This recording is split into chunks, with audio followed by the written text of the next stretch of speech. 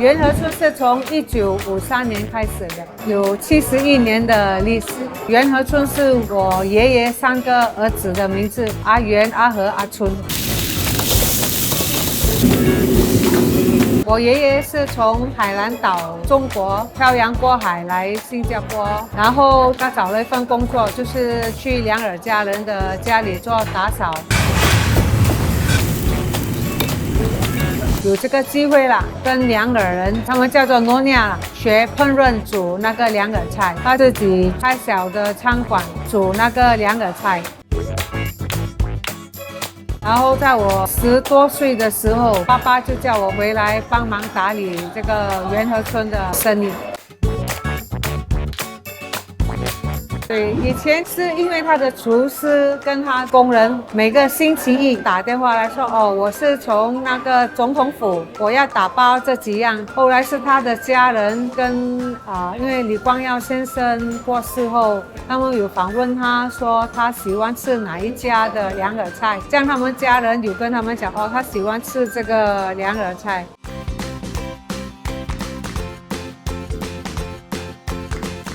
That they had bakwan kepiting.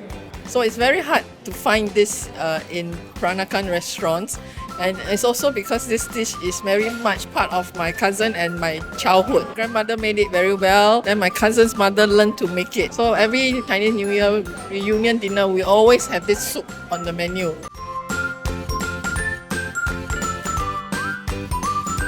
招牌菜是哪几样？有那个ayam buah keluak 黑果鸡。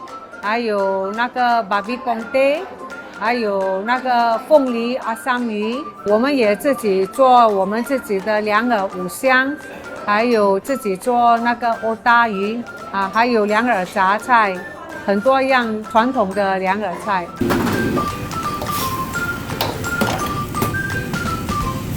香料这是 rempah 了，把那些香料全部准备了，切好了，然后去搅了，然后才放那个锅，用油去炒到它香。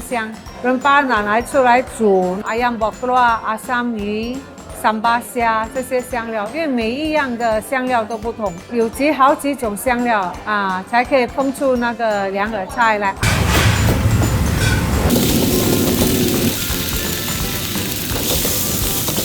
It really suits us. I mean, the taste. It's not too oily. It's not too salty. Suit our taste bud. We like it. We recommend it to others also.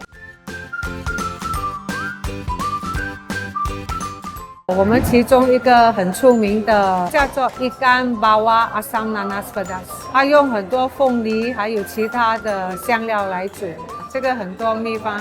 这个我们就有改良过，比较适合现在的人。欧达是用全部鱼，用我们叫贝嘎河mackerel fish， 也是用很多香料、椰浆拉沙叶把它全部搅了一起，然后用那个香蕉叶包起来去烤。所以两耳菜你真正要做，真的做不完了，每天都有工作做的。Ayam buah keluak, very good, very tasty. I love it. Yeah, the taste is great. Probably one of the best I've tasted so far in my life. You mean the flavor? The thickness of the gravy and also the meat very tender and soft. 全部是用爷爷留下来的秘方，然后传到今天我们是第3代人管理这个元和村。因为两耳菜你要用很新鲜的香料啦，因为有很多有红辣椒、大葱、蓝姜、黄姜。还有那个苍毛，很多的香料，你要把它全部搅了干净，才去炒了才可以煮一道两耳菜出来。工作很多，准备功夫很多。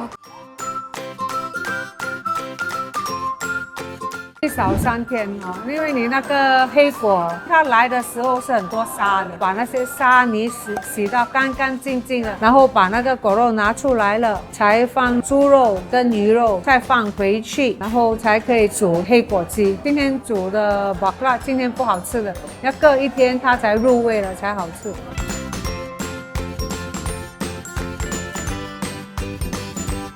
想请问你监管的时候有那些挑战呢？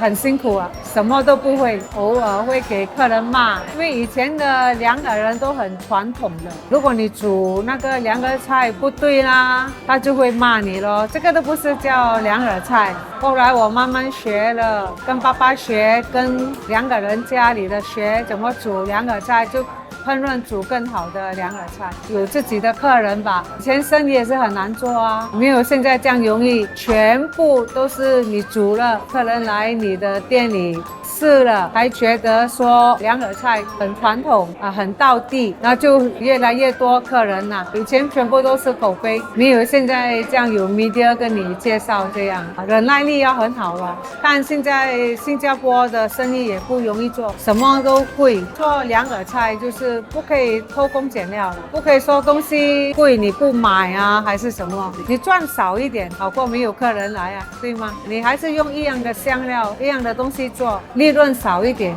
可是回头客很多，所以好像我的客人从小做到老，有些客人也不在了，有些客人也老了，回头客很重要。我觉得做生意不是说你吃了一次不会再回来，那请问你觉得留下一个什么的印象？家的感觉，然后吃到好像他奶奶啊、他妈妈吃的那个口味啊。 My great grandmother is the Nonya, the Peranakan. Her mother-in-law said, "You must learn how to cook Peranakan food." Her mother-in-law will stand in front of this daughter-in-law, and if the food not good enough, throw.